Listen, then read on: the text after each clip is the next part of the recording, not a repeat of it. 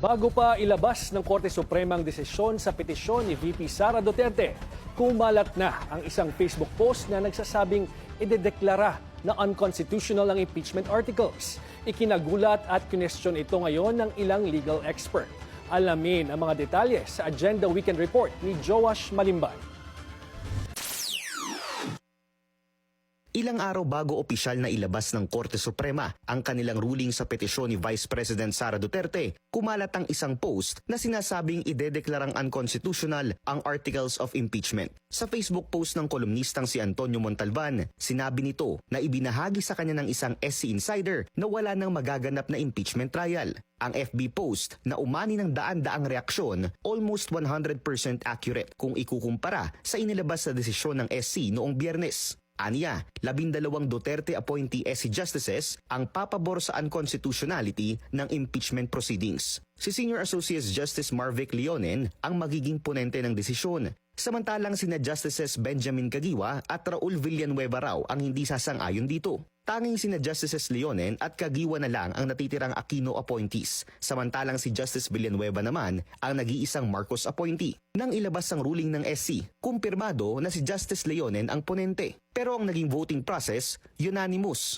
Kung ikukumpara sa impormasyon ng umano'y SC Insider, imbis na mag-dissent, nag-inhibit o piniling hindi bumoto ni Justice Caguioa. Samantalang si Justice Villanueva naman, sumama sa mga pumabor sa desisyon. Ang isang Duterte appointee na si Justice Singh hindi rin nag-participate dahil on leave. Ayon sa umano'y SC Insider, politika ang nasa likod ng latest ruling ng SC. Sa FB post ni Montalban, sinabi rito na sinadya umano ni Senator Cheese Escudero na i-delay ang trial dahil alam niyang idedeklara itong unconstitutional ng Korte Suprema. Si Senator Bongo umano ang nag-manage ng loyalty ng mga mahistrado na isa sa mga pinakamalaking beneficiary ng mga umano'y budget insertion ni Escudero. Bukod pa riyan, may reward umano si Justice Leonen sa gagawing desisyon. Ang maging Chief Justice appointee ni VP Sara sakaling manalo siya sa pagkapangulo sa 2028. Isa si former Law Dean Attorney Mel Santamaria sa mga naunang kumontra sa mga kumalat na FB post nitong nakaraang linggo. Kaya laking gulat daw niya nang lumabas ang ruling ng SC.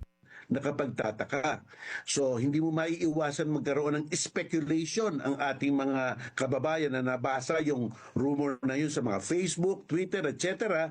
na parang may leak dyan. Ayon sa Korte Suprema, kinokonsiderang unconstitutional ang impeachment articles kay VP Sara dahil sakop umano ito ng one-year bar rule. Pero para kay Attorney Santamaria, inconsistent ito sa mga legal precedents ng impeachment cases. Dahil kahit na hindi dumaan sa committee referral sa Kamara, ang naunang 3 impeachment complaint, itinuring pa rin itong dismissed ng Korte nang matapos ang 19th Congress.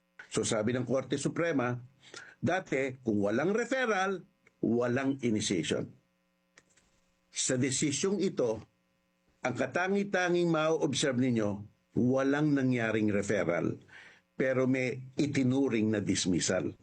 Na itinuring na natapos ang first step.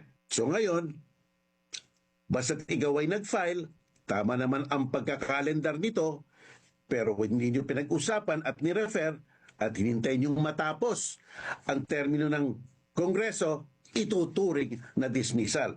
Ani Attorney Santamaria, hindi ka bigla-bigla na magkakaroon ng speculations sa kung mayroon bang political motive sa likod ng SC ruling na ito.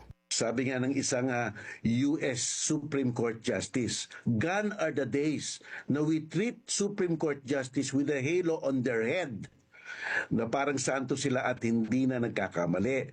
Paninindigan ng SC, there is a right way to do the right thing at the right time. Mayroon pang pagkakataon na magsumite ng motion for reconsideration ang Kamara. Pero sakaling hindi ito paboran ng Korte Suprema, sa February 6, 2026 pa uli maaaring simulan ang susunod na impeachment complaint laban sa pangalawang Pangulo. Para sa Agenda Weekend, Joash Malimban, Billionaire News Channel.